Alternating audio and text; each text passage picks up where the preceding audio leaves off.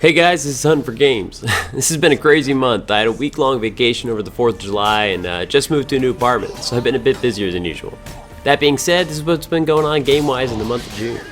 So, The Witcher 3 continues to eat up a lot of my gaming time, and I continue to not make any visible progress in it. I'm not trying to say I'm enjoying it any less, I just barely touched any of the main story arc of the game as far as I can tell, and I'm almost 20 hours in.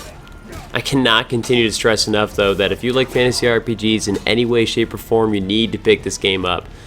Even if it weren't for the incredible dollar per hour value of the game, it's an easy contender for the game of the year of 2015.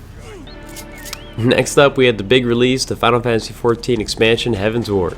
Unfortunately, I only got about a week of playtime in between packing up my life and going off on vacation, but this was a huge step for the franchise.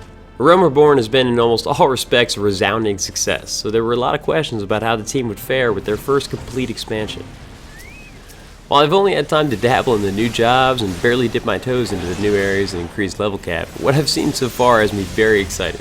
There's more voice acting, which is of much better quality than it used to be, and the storyline is actually intriguing this time around. The atmosphere has just nailed Final Fantasy. A Realm Reborn story before the post-50 patch editions, such as 2.4 and 2.55, well, it wasn't really anything to write home about. I tentatively paid attention to all of it, but wasn't really impressed. But the prep for Heavensward just blew me away. His story took some crazy turns, and there was a 30-minute cutscene setting up the big changes leading into the expansion. This is a 30-minute cutscene in an MMORPG. I've never seen anything like it, and it's awesome that the developers are sticking to the story-centric content. I feel like it really cements the game as worthy of the Final Fantasy title. The next big excitement was Arkham Knight, and man, what a bummer.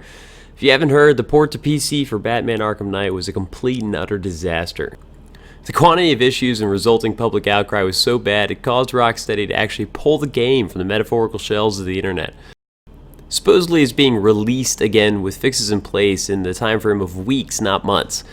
Which is great news, but it's a shame because Rocksteady has made some fantastic Batman games, best of my lifetime in my opinion. And from what I've heard, the PS4 and the Xbox One versions of Arkham Knight is a continuation of that track record. I'm really excited to play it on PC, so I'll wait it out, but it's sad to see a great developer drop the ball like this. I already own the game, so as soon as Rocksteady gives the green light and says it's the standards they expect, I'll start it up and let you all know how it is, but it sounds like that'll be late July or early August at the earliest. Finally, I also booted up a couple hours of Fallout New Vegas. The hype for Fallout 4 grabbed me a little bit, and it's an older game, so it ran on my Surface Pro 3 pretty well over vacation. Gameplay holds up great, and the classic Fallout humor never ages. But now that I'm home, I probably won't touch it again while I have other stuff to play. Can't wait for Fallout 4 though. I think it's really going to blow everyone away later this year. As for what I'm looking forward to, honestly, I'm just excited to keep playing what I already have. I have plenty of work left to do on Witcher 3, and Final Fantasy XIV needs some love too. Hopefully Batman gets to a workable state soon, but I'll wait it out to see when they say it's good to go.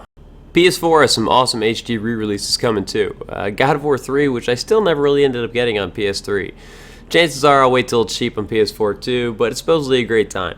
And one of my all-time favorites, Journey, is coming at the end of the month. One of the more beautiful games I've played. I can't wait to make my girlfriend play through it and see what she thinks. Anyways, that's it for June. Check in again the first week of August for my July recap. I've got a lot of stuff to play this month. Like the video if you liked it. Please subscribe and leave in the comments if you're playing any of these games or if you have suggestions of games I should be checking out in July. Thanks for watching.